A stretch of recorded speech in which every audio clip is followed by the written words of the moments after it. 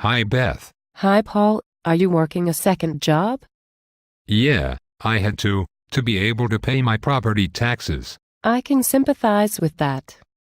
Over the last 12 years, my county has increased its appraisal value of my home by more than 74%.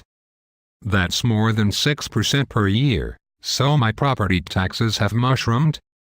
I not only had to get another job, we had to cut other expenses as well. Sounds like you need to know about the Ohio Sovereignty Amendment. What is that? And how will it help me? The O.S.A. is a certified people's petition, created by the citizens of Ohio to amend our state constitution. Once the necessary signatures are collected, the state will have to put it on the ballot for the people to vote on, and Ohio citizens will have other options besides just hoping that our state lawmakers do the right thing. The O.S.A. states that the fundamental rights of every man and woman in Ohio are life, liberty, property, and the pursuit of happiness, and that they and other protections are secured by this Constitution. It declares that these rights are common, absolute and necessary, and cannot be licensed, taxed, or otherwise encumbered or waived. It mandates that all fundamental rights must be equally administered and enforced. That tells me that my private property cannot be taxed. Are you sure of this? Let me explain it this way. If you own private property of any kind, shoes, bicycle, or a house, you should not have to pay a tax to keep it. I can't imagine paying a tax to keep the government from taking my bicycle.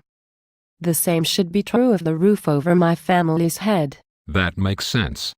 But how can we get our state legislators to change the laws and protect people's rights? After the O.S.A. is enacted into law, the state will no longer be able to enforce unconstitutional laws, and the legislators or the people will have to change them to make them constitutional, or repeal them. The Ohio Supreme Court has already ruled that the way the state collects property taxes for schools is unconstitutional, so a specific tax would have to be selected to fund them. The O.S.A. requires that all laws be constitutional. The people have given the states the authority to fund and operate schools. The United States of America, however, has never been given any such authority.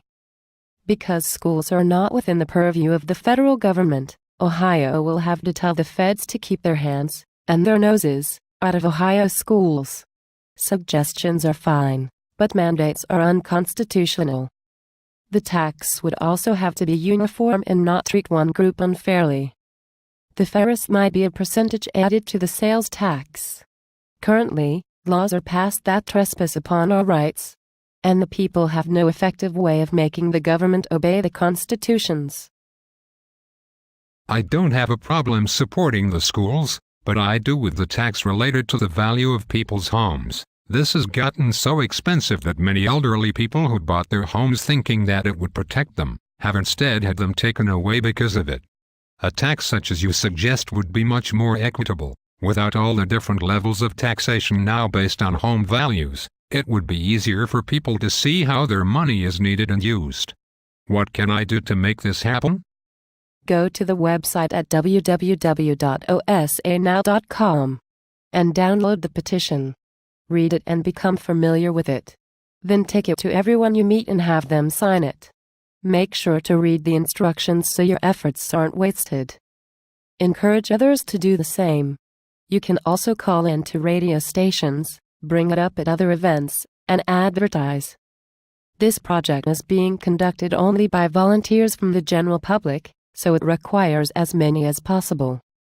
Sounds easy enough. I can even tell all my Facebook friends and get them to help.